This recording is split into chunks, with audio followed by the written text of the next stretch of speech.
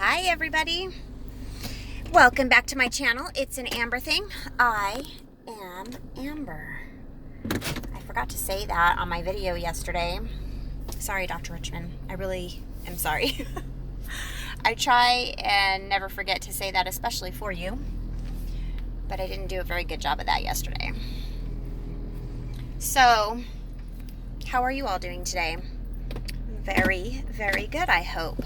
Don't mind me, I'm just driving. I gotta go and get the kids from school, but I figured while I was driving, I had a few minutes that we could chit chat. So, did anybody happen to see that comment yesterday from Rodrigo Cantu Jr.? I was a little taken back by it.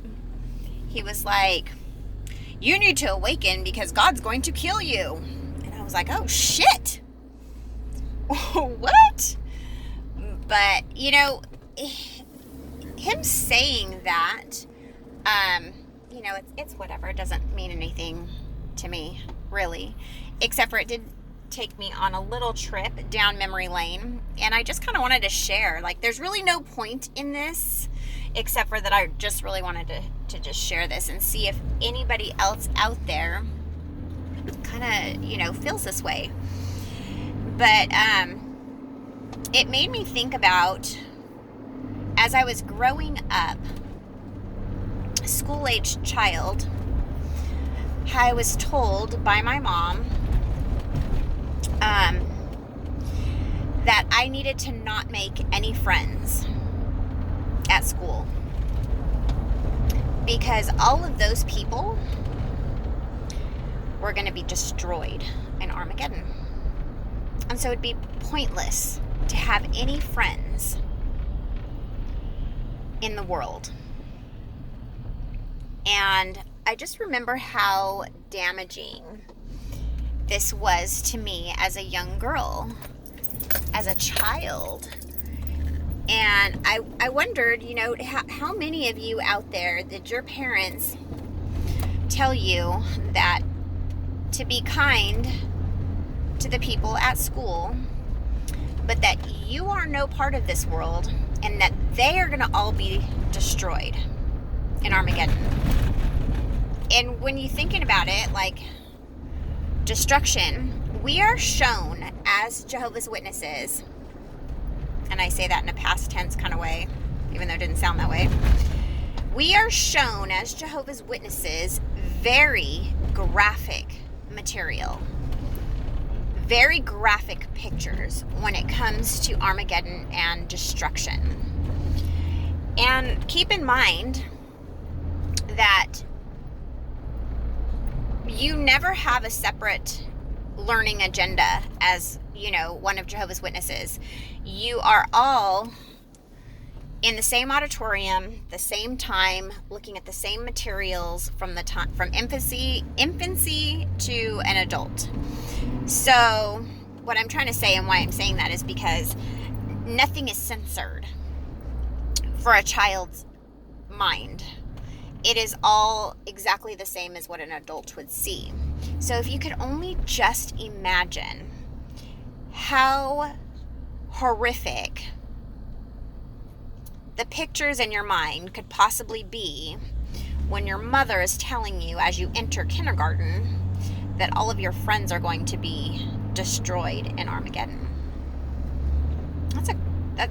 I remember at night, I remember laying in bed at night with these mental movies going on in my brain with all the pictures that I had seen in any Bible storybook, Watchtower, Awake, any publication that my mother would show us,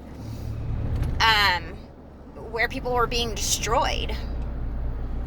And I'm sure I've talked about this before, but I remember seeing people with gas masks on for breathing, because there would be so much pollutants in the air, bombings happening, children with their bones showing because they were starving, there was no food, and these were all things that the world had to look forward to, but that we would be in paradise.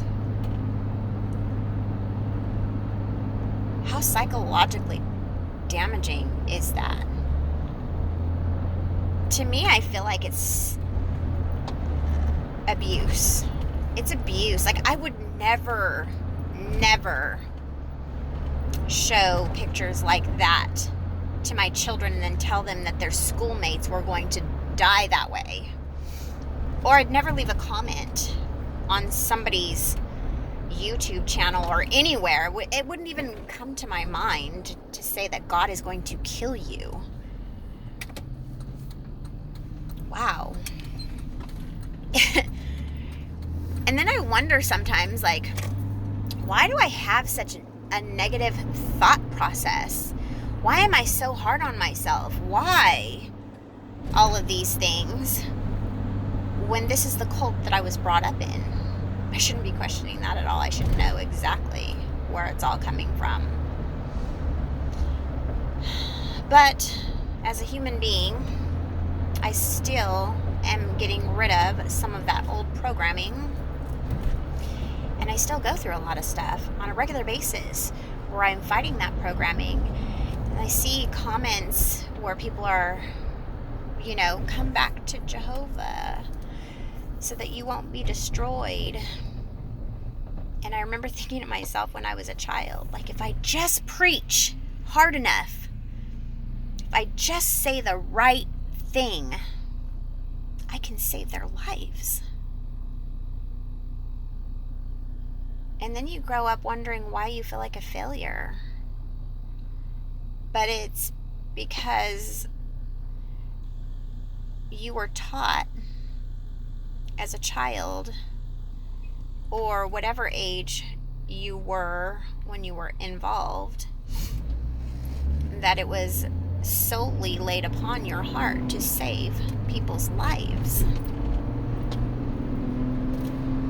So intense, really. Like, to me, the thought, like, after seeing that and then thinking about, like, it doesn't maybe sound so intense, but as a small child, when you're going through these things and you're, they're people that you like, you can't care about, you're not allowed to care about them because they're gonna die, but they're people that you like, and they're not supposed to be your friends, but most of the time they're still your friend.